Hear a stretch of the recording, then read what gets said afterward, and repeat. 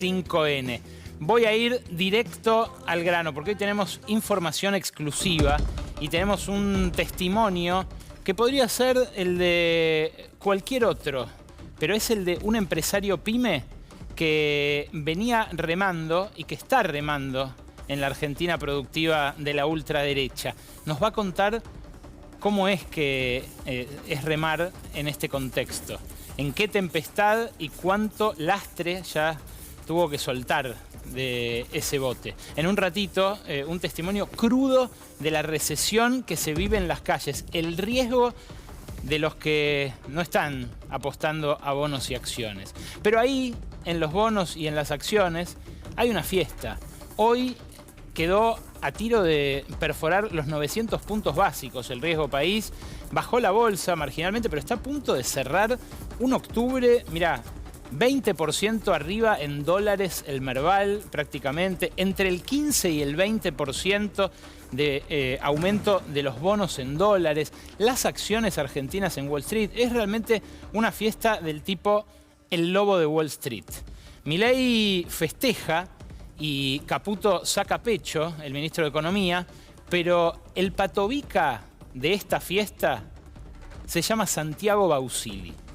El presidente del Banco Central, pieza maestra en la maquinaria de atraso cambiario y de entrega de estas altísimas rentabilidades a los fondos golondrina que vienen a ser carry trade, es el personaje central hoy de este programa.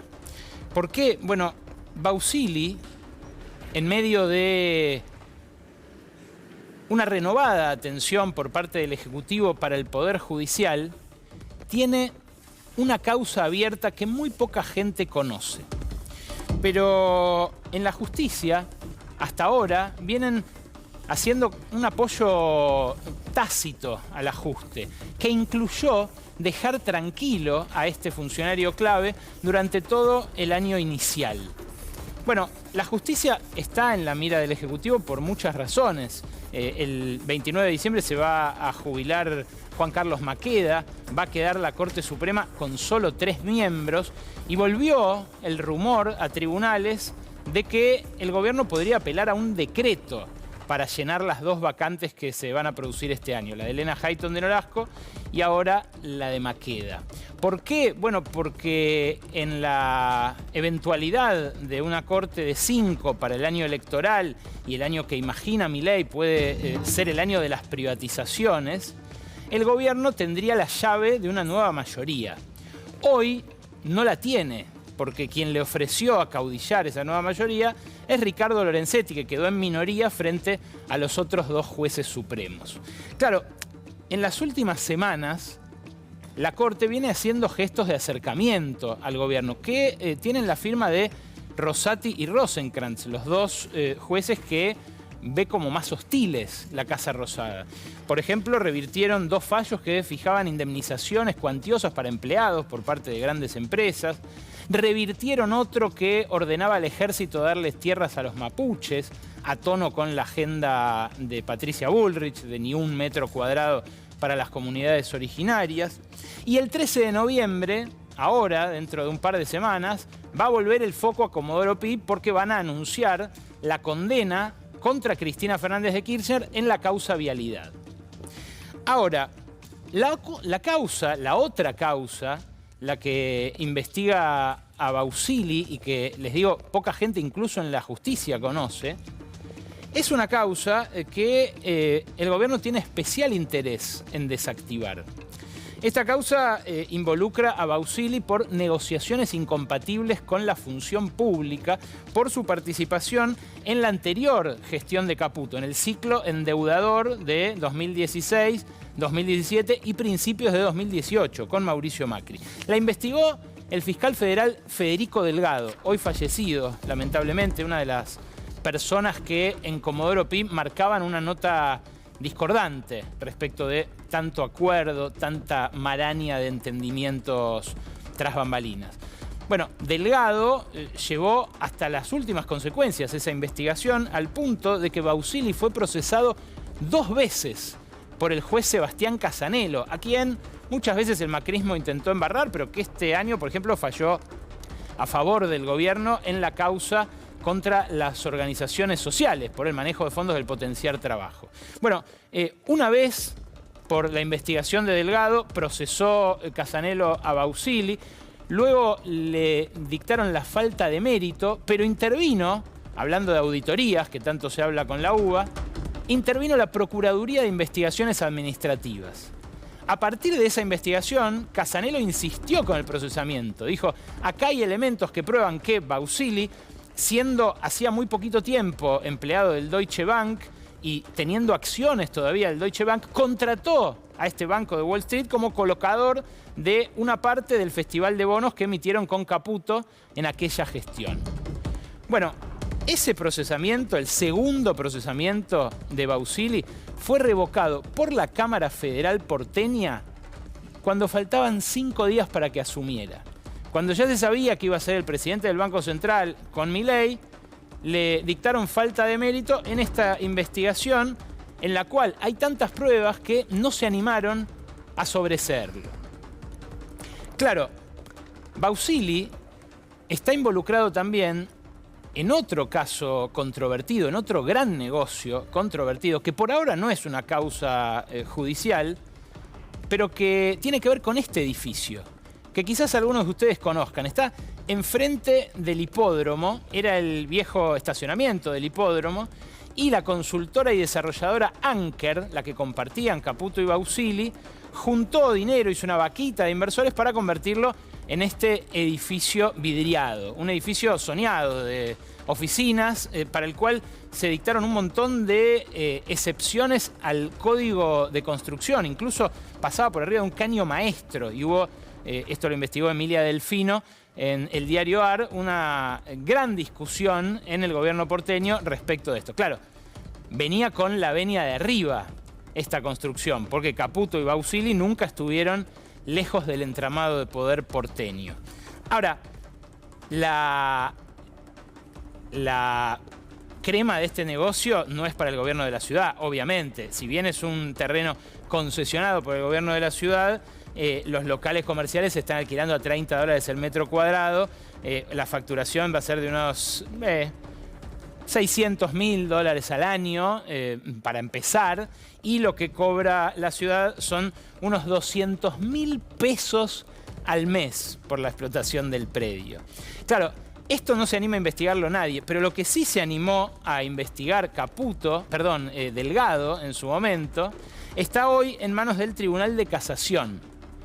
Un tribunal de casación que está integrado por Alejandro Slokar, Ángela Ledesma y Guillermo Jacobucci. Esta fiesta en los mercados y su patobica, Bausili, tienen suerte porque Jacobucci, este juez, a quien ven allí con barba candado, el más mayor de estas dos personas que están a mi lado, puso a su hijo al frente de la unidad de investigación financiera. El otro Jacobucci, a quien ven de traje celeste más clarito, se llama Ignacio y viene de la misma familia judicial que el padre, con la diferencia de que pegó el salto a esta función ejecutiva cuando arrancó Milei. Uno tendería a pensar que padre e hijo, bueno, si el hijo es funcionario, el padre podría llegar a tener cierta simpatía y esto granjearle uno de los 3 votos en el tribunal, seguro a Bausili para sacarse de encima esto. Pero no todo es tan sencillo en la ultraderecha y su cambalache de internas. Fíjense, Jacobucci durante todo el primer semestre de este año intentó contratar a una consultora vinculada con Mariano Federici, el anterior titular de la Unidad de Investigación Financiera en la época de Macri, para que defendiera a la Argentina ante el Gafi. El Gafi, el Grupo de Acción Financiera Internacional, es el organismo mundial antilavado, que define cada 4 años una lista gris de países que no colaboran, que no comparten datos y que pueden servir como vehículo para el lavado de activos y la financiación del terrorismo. Acá ven la delegación, nutrida, dicho sea de paso, que encabezó el ministro de Justicia, Mariano Cunio Libarona, hace algunas semanas al Gafi, a la reunión global, para intentar que Argentina no figure en esa lista gris. Pero lo que evaluaba el Gafi era lo actuado por el gobierno entre 2019 y marzo de este año, marzo de 2024. Con lo cual, la mayoría de las gestiones que iba a evaluar si colaboraban o no con la transparencia del mundo financiero era del gobierno anterior. Bueno, Argentina finalmente no cayó en esta lista gris, zafó, con votos variopintos, rarísimo que haya votado junto a Estados Unidos e Israel con el grupo BRICS, con Rusia, China, India y Sudáfrica y Brasil, o sea, lugares del mapa geopolítico bien distintos y bien enfrentados. Bueno, eso tiene que ver con que la defensa no corrió ni por cuenta de Jacobacci ni por cuenta de Federici. La defensa ya estaba hecha de antes y en este caso la herencia de Milei no fue mala, como con la inflación, sino que le dejaron los deberes hechos. Claro, la interna de espías, la guerra de servicios de inteligencia que se libra dentro del Gabinete de la Libertad Avanza, se replica en todos los órdenes. Así como Mariano Cunio Libarona tiene un secretario de Justicia, que responde a Santiago Caputo y que le hace medio la vida imposible y le paraleliza el poder, Jacobacci también tuvo que tolerar que Caputo le nombrara como vice en la unidad de investigaciones financieras a un hombre suyo. Y no se hablan entre sí. Del mismo modo que pasaba antes también con el ministro de Salud, Mario Russo, y su segundo, Mario Lugones, que terminó por asumir la función, empoderado por el mismo asesor sin cartera, por Santiago Caputo. Ahora, lo que nadie discute judicialmente ni en ninguna parte es el combo endeudamiento y ajuste.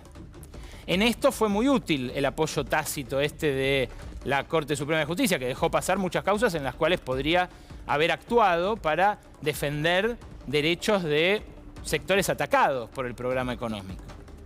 Ese ajuste es un ajuste feroz. Lo resumió en este cuadro la consultora, el Centro de Estudios Jerez, que lleva el nombre de Pablo Barús, un economista muy destacado, con quien compartí estudios, que lamentablemente nos dejó muy joven hace muy poquito. Fíjense cómo le dan el clavo al destacar qué es lo que se ajustó. Esto es prestaciones sociales, incluye programas sociales, jubilaciones y otras prestaciones. En jubilaciones y pensiones contributivas lo que se ve, miren la línea celeste, que es el ajuste en los primeros 9 meses de este año, en términos reales, descontada la inflación, es que invirtieron casi 23% menos. En el rubro otros, abajo, figuran los bonos. En otros programas figuran los bonos para los jubilados. Los bonos, como se congelaron en marzo, terminaron siendo brutalmente ajustados también. 25% prácticamente en términos reales. Claro, la asignación por hijo es la única que está por encima de la inflación. Con eso creen que ya dieron por satisfechos todos los reclamos alimentarios de la población. Y las asignaciones familiares, las prestaciones del PAMI y todos los demás rubros están todos para abajo así, muy brutalmente. Claro, parte de esto es la discusión universitaria que sigue esta semana. Fíjense en el presupuesto universitario, esto se vio muy a flor de piel en el debate de la Comisión de Presupuesto la semana pasada. Antes que esta, la del presupuesto, Rodo, porfa. En el presupuesto universitario lo que se ve es el declive descomunal que se produce a niveles inéditos entre el año pasado y este. Fíjate toda la serie completa. Esto es desde los años 90. Años 90, 2001, incremento en términos reales del presupuesto universitario durante el kirchnerismo, estabilidad durante el macrismo, que no ajustó a ese nivel, salvo en el último año, en 2019, y luego, bueno, la tibieza del Frente de Todos, ¿no? Un leve incremento sin gran cambio. Pero fíjense la debacle de este año. Eso que se ve ahí, el 2024, que es una tercera parte del presupuesto del año pasado, fíjense cuánto mejora con los anuncios. El de al lado, el de 2024, la otra rayita, es con los anuncios que ahora dicen puede compensar pueden llegar a compensar parte del ajuste. Nada, mentira, no compensan nada del ajuste con lo que anunciaron después del veto a la ley de financiamiento universitario. Y ahora sí, mostrar el otro gráfico, porque te vas a dar cuenta que cuando subió el presupuesto, subió también la cantidad de inscriptos, lo cual va a convertir en inviable la gestión de las universidades el año que viene, con esta plata. Fíjate, ahí están cómo saltaron desde que empezó a incrementarse el presupuesto de 307.000 a 556.000 los inscriptos en las universidades públicas. En las privadas también aumentó, pero aumentó un 50%, no aumentó a casi el doble, como en el caso de las públicas. Estos son proyectos de vida, ¿no? Proyectos de vida del prójimo, como dice el prócer de la libertad, que en este caso el ajuste está dañando. Gente que no va a poder continuar con esos estudios que en algún caso le podrían haber significado el ascenso social, en otros no, pero en todo caso representan la oportunidad de hacerlo. Esta pelea va a seguir durante toda esta semana, pero la que se está poniendo caliente es la pelea por los salarios. Hay paro pasado mañana de todo el transporte, menos los colectivos, y el jueves uno de colectivos. ¿Por qué? Por la depresión salarial. Fíjate vos este gráfico, también de El Jerez, de Barús, que muestra la evolución del salario público y privado. Lleva con agosto, que lo acaban de informar la semana pasada, llevamos 5 meses en los cuales los sueldos le están ganando por un cachitito a la inflación. Sí, le están ganando los sueldos un cachitito a la inflación. Eso es lo que representa ese leve incremento de la línea celeste hasta agosto. Claro, la línea celeste es la de los sueldos privados. La línea blanca es la de los sueldos públicos. El nivel 100 de estos dos salarios es en 2017, cuando empezó la debacle del macrismo. Claro, esa caída, la caída del macrismo, no se compensó durante el gobierno de Alberto Fernández. Por eso es que ahora el nivel, aun cuando recuperó prácticamente lo perdido durante la gestión de Milei, todavía sigue 20 puntos abajo de 2017. Ahora, no se recuperó todavía el nivel de noviembre del año pasado. Los salarios públicos están 20-25% abajo, según la medición que se tome. Pero lo interesante es que con todos estos meses que estuvo tan por debajo, ya la transferencia de ingresos del trabajo al capital se sustanció. Aun cuando en los próximos meses se empate el nivel salarial inicial de Milei, todo lo no cobrado este año es la transferencia que festejan en el mercado los inversores en bonos y acciones. ¿Dónde se ve más nítido este ajuste? En el consumo. Obviamente. El riesgo país que baja a la par del consumo de leche y de carne, que es el menor en los últimos 100 años. Yo les mostré la encuesta que hizo Sentimientos Públicos hace algún tiempo, pero ahora hizo una la consultora Moiguer, que es una consultora que sigue tendencias del consumo. Fíjate, preguntaron qué gastos generales hubo que recortar. 90% dijo tomarse un taxi o un auto de aplicación. 85% dejó de hacer salidas en pareja o salidas familiares. 75% actividades deportivas, más del 66%, más de 2/3 recortaron algún servicio de streaming. Son los ajustes que estamos acostumbrados a ver en la cotidiana, en la charla con cualquier otro, pero no son ajustes que se den transversalmente en la sociedad. Cuando hicieron esta pregunta, ¿debió incluir en los últimos 30 días alguna reducción en sus gastos en el hogar? Hubo un 51% de las personas de clase alta que dijeron que no. En cambio, apenas 1/3 de las de clase media respondieron que no habían ajustado ninguno de esos gastos. Y en la clase baja es solo 1 de cada 5 el que responde que no se tuvo que achicar. Claro, es el efecto de una depresión generalizada en los ingresos que, bueno, se nota, como les digo, en el relato de cualquier empresario que le venda al mercado interno, de cualquier comerciante, de los que en algunos casos no están abriendo caja. durante el día, en todo el día, no están abriendo caja.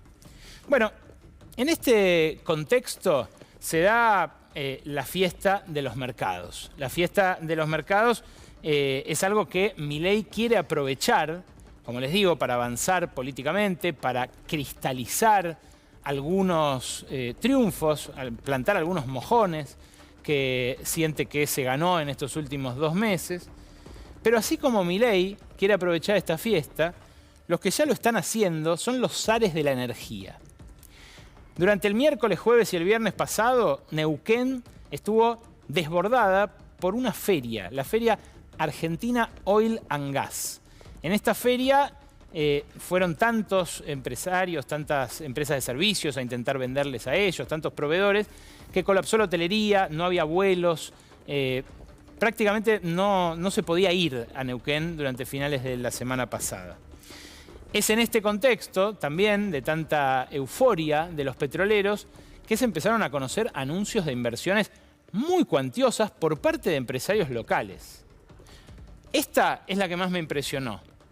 Los gigantes locales, en este caso, sobre todo Marcelo Mindlin, del grupo Pampa, pero también una multinacional que está pensando en incrementar sus inversiones en el país, que ya lo hace, anunciaron que están evaluando invertir $5.000 millones para hacer urea granulada, fertilizantes, con el gas de vaca muerta. Argentina importa urea, algo que es un despropósito para un país que tiene tanto gas, pero también importa mucha urea Brasil, que no tiene tanto gas, que se ve obligada a importarlo y que usa este fertilizante para su soja. Un cultivo que creció muchísimo, mucho más que en Argentina, donde también creció a lo pavote. Claro, es mucho más inteligente vender urea que vender gas a Brasil, que importa todo el gas que puede, primero de Bolivia, ahora lo quiere importar de Argentina, para defender su industria, como hacen los países en serio en el planeta, como hace el admirado Donald Trump, como dice que va a hacer en su plataforma de cara a las elecciones de la semana que viene. Ahora, fíjate, Marcelo Mindlin, que está de fiesta también, estuvo con Javier Milei en la apertura, en la tocada de campana allá en Wall Street, invitó gente, tuvo reuniones allá, está juntando inversores. Bueno, ni lerdo ni perezoso, inscribió, la semana pasada salió en el boletín oficial, su empresa para hacer urea granulada. Se llama Pampa Fértil, son muy buenos con los nombres, la verdad, es el grupo Pampa el que lo hace. Y es por ahora solamente eso, un estatuto societario, una integración de capital inicial, pero está ahí para pegar el salto. Claro, son empresarios que ven la baja del riesgo país, ven la posibilidad de financiarse en dólares acá, en los bancos locales, con este contexto festivo en los mercados, pero que no la ven tanto cuando Milei dice yo voy a mantener este tipo de cambio, cuando Caputo dice yo voy a mantener este esquema económico hasta las elecciones. ¿Por qué no la ven? Bueno, porque conocen algo de historia y empiezan a darse cuenta de que el negocio financiero de corto plazo, el que están haciendo los ciclistas, los que hacen carry trade, que traen acá dólares al país, juegan a las LECAP, a los Bonser, a las cosas, a las letras en pesos, y después se van, como pasó con Caputo en 2018, la tienen atada. Pero ellos no. Ellos necesitan cierta estabilidad en el tiempo. Y fíjate este ejercicio que hizo P4Q, una consultora a la que dirige Emanuel Álvarez Agis, respecto de todos los anteriores momentos en los cuales los gobiernos intentaron mantener un dólar barato para aplacar la inflación. Fue por muy distintos motivos, fue con modelos muy diferentes, pero los gobiernos siempre que pudieron lo hicieron. ¿Por qué? Bueno, porque trae votos, porque baja la inflación, porque obviamente genera bonanza. Ahora, una cosa es mantener el dólar barato cuando entran capitales, cuando las reservas del Banco Central aumentan, y otra cosa es hacerlo sin dólares. La novedad del 1 a 1 sin dólares de Caputo los hace pensar dos veces a los que tienen que hacer un desembolso bien grande, como el de una planta de urea granulada. Fíjate lo que analiza Álvarez Agis sobre el dólar barato durante la convertibilidad. Menem empieza con el tipo de cambio, que es lo verde, disparado a cualquier lado con la hiperinflación. Tuvo dos hiperinflaciones, apenas hereda del gobierno de Alfonsín, en plena hiperinflación. Pero después se produce a partir del 90, y especialmente del 91, un incremento de las reservas del Banco Central que las multiplica por 7. A caballo de esas reservas que volaban, que se multiplicaban por 7, el 1 a 1 se mantuvo ahí. Se mantuvo chato e incluso en baja, porque claro, como había mínima inflación, el tipo de cambio real se iba deteriorando hasta que empezó a ser regalado ir a Brasil. Bueno, la historia que todos conocemos, ¿no? Dejó de convenir producir en Argentina, en fin. Este flujo de dinero, de dólares, venía de las privatizaciones, venía de la inversión extranjera directa que llegaba, empresas multinacionales que venían al país, y venía también de la deuda. ¿Qué pasó después del estallido por los aires de la convertibilidad? Bueno, después del estallido de la convertibilidad vino el kirchnerismo. El kirchnerismo tuvo un dólar mucho más caro que el menemismo durante toda su gestión, o sea, en promedio. En promedio fue el dólar kirchnerista de 1,60, si uno piensa en el 1 a 1 de Menem. Mira el ciclo, porque es muy interesante. Al principio, cuando se dispara el dólar después de la convertibilidad, vuela violentamente de 1 a 4, después empieza a retroceder, en términos reales llega a 2, más o menos, porque la inflación se come parte de esa ventaja, pero se mantiene alto. ¿Cuándo empieza a bajar? Cuando a partir de la disputa con el campo, a partir de 2007-2008, empiezan a llegar a lo loco dólares a la Argentina por la venta de soja y empiezan a crecer las reservas internacionales.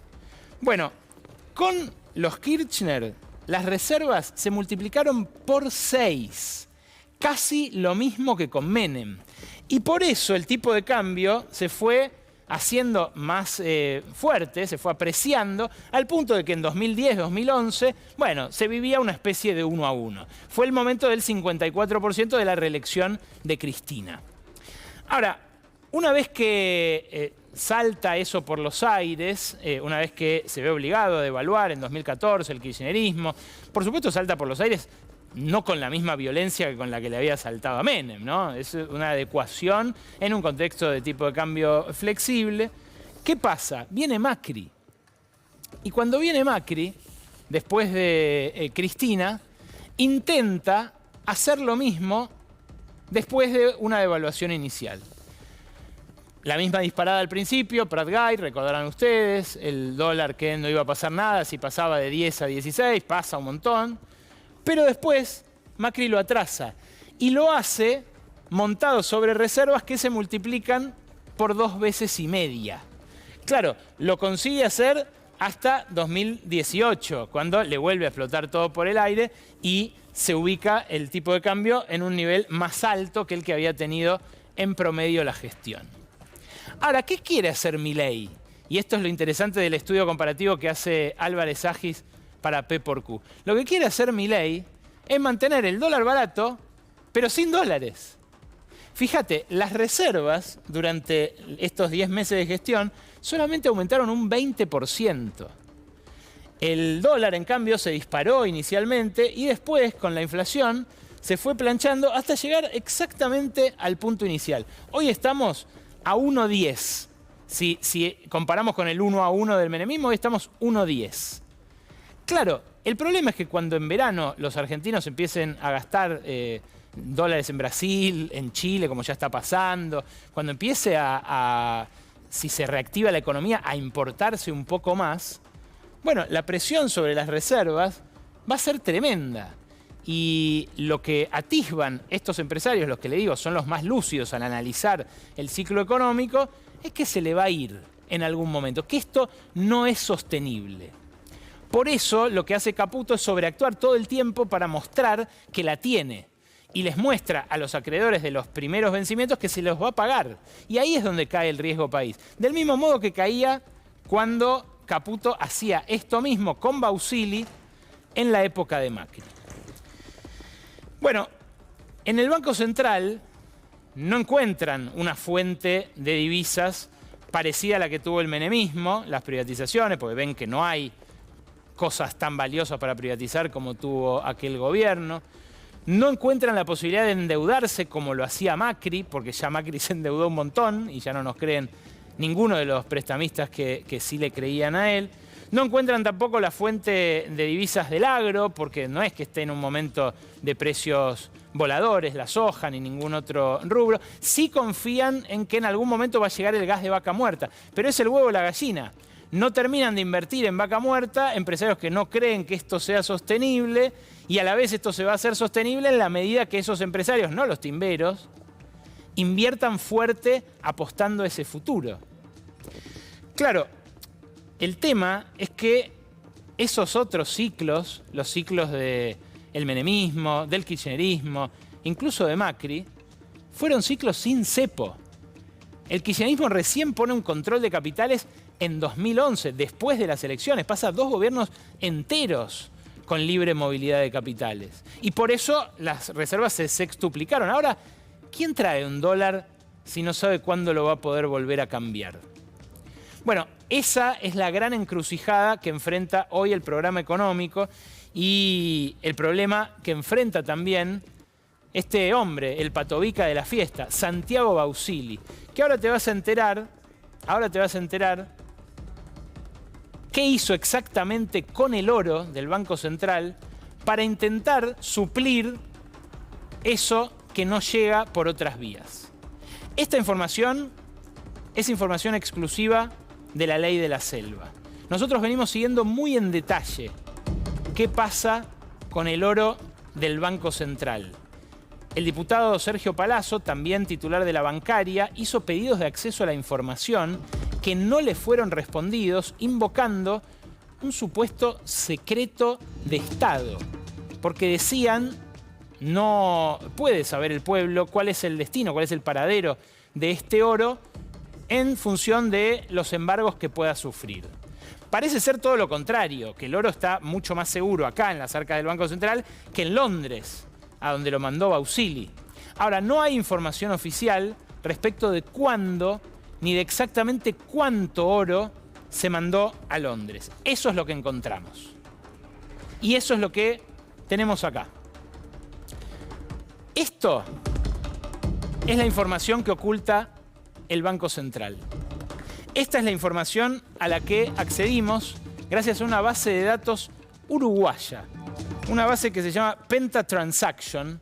Es un soft trade que usan empresas, sobre todo vinculadas al comercio exterior, que reúne información aduanera de muchos países de la región, transacción por transacción, al punto que hace perder el secreto estadístico. Están cuántos kilos de oro se exportó, a qué precio unitario se registró esa exportación y cuál fue el precio FOB, Free On Board, del envío. Son casi, escuchá, son casi 13 toneladas de oro por valor de 960 millones de dólares. Ahí tenés los 4 envíos, uno por 3.121 kilos de oro, otro por 3.136 kilos de oro, otro por 3.254 kilos de oro y otro por 3.217. En total, repito, casi 13 toneladas de oro para uso monetario que fueron hacia el Reino Unido, ni más ni menos, mientras nosotros nos distraemos discutiendo si dice Falklands o no un comunicado de Cancillería. El Reino Unido es el destinatario de este oro que, dice Bausili, está más seguro allá que acá. Todavía no nos explicaron por qué había que mandarlo allá. ¿Qué crédito apalancó o qué garantía sirvió para montar esa cantidad de oro que se fue en los camioncitos que ustedes vieron? Porque nosotros se los fuimos mostrando acá en tiempo real. Repito, son casi 960 millones de dólares una 30ª parte de las reservas brutas, por la cual todavía no le pidieron explicaciones a Bausili en ningún tribunal, que yo sepa. Sí hay reclamos administrativos, sí hay reclamos... Ahora, ¿no hay un fiscal? ¿No hay un fiscal como Federico Delgado? Que pregunte qué pasa con nuestro oro. Mientras tanto, en el Banco Central se dirime el negocio del futuro. La semana pasada hubo 2 reuniones para discutir quién se queda con el pago con QR en el subte. Nosotros se los contamos también en exclusiva. Hay una guerra entre Marcos Galperín y el resto de las billeteras. Mercado Pago de un lado, Ualá, Naranja X, Getnet, Modo, todas las otras billeteras del otro, por ese negocio, el de pasar la tarjeta o pasar el teléfono con QR por una validadora, por un molinete del subte. El gobierno porteño insiste en que el 1 de diciembre esta operatoria se habilite. Pero empezó el pataleo en las empresas y ahora ya llegó tanto a la legislatura porteña como al Congreso de la Nación. Hernán Reyes, un diputado de la coalición cívica, hizo un pedido de acceso a la información pública a EMOVA, la concesionaria del subte, para conocer los detalles del acuerdo con Mercado Pago sobre este sistema de pagos con QR. Hasta ahora, dice este legislador de Elisa Carrió, ese contrato se maneja en absoluto secreto. Dice el diputado en su pedido de acceso a la información pública, lo que están haciendo es reemplazar un monopolio por otro. No es lo mismo un monopolio en manos del Estado, la SUBE en este caso, que además anda bien, por un monopolio privado, como el que denuncian las billeteras, podría tener Galperín a partir del 1 de diciembre, ganando una ventaja sobre estos otros competidores, parecida a la que tuvo en su momento cuando no dejaba usar el QR de las demás billeteras para pagar con tarjeta, con algún descuento bancario o con lo que uno tuviera. Es un largo posteo el que hizo en las redes sociales Reyes y es obligatorio que le responda EMOVA porque es concesionaria de un servicio público y maneja plata de todos los porteños. Está obligada por su código de ética, está obligada por la ley de concesiones, por la ley de acceso a la información. En la legislatura, les decía, también empezó a crecer el escándalo al calor de esta guerra de lobbies porque un diputado, Alejandro Grillo, diputado porteño de Unión por la Patria, también hizo un pedido de informes que también tenemos para compartir con ustedes, pidiendo explicaciones detalladas sobre esto. ¿Qué organismo le adjudicó el sistema de pagos al subte, del subte a Mercado Pago? ¿Cuáles fueron los criterios técnicos que se usaron para esta adjudicación? Bueno, también, por supuesto, si hubo estudios previos que evaluaran la posible concentración de mercado con esta adjudicación a Mercado Pago. Y también qué empresas participaron en la licitación, porque no fue público. Fue todo un acuerdo secreto entre EMOVA, a pedido de Subterráneos de Buenos Aires. Hay un hombre ahí que se llama Froilán Díaz que tiene que dar explicaciones de cómo fue que esto se generó. Y, por supuesto, un hombre que corre con el caballo del comisario. Marcos Galperín, amigo de Milei, habitual festejante de sus chistes en las redes sociales, agitador de datos de incremento del consumo en Mercado Libre, como si eso dijera algo respecto de la dinámica recesiva en general, y exponente él de esa casta de ganadores muy selecta que, mientras todos nos empobrecíamos, se enriqueció durante este año.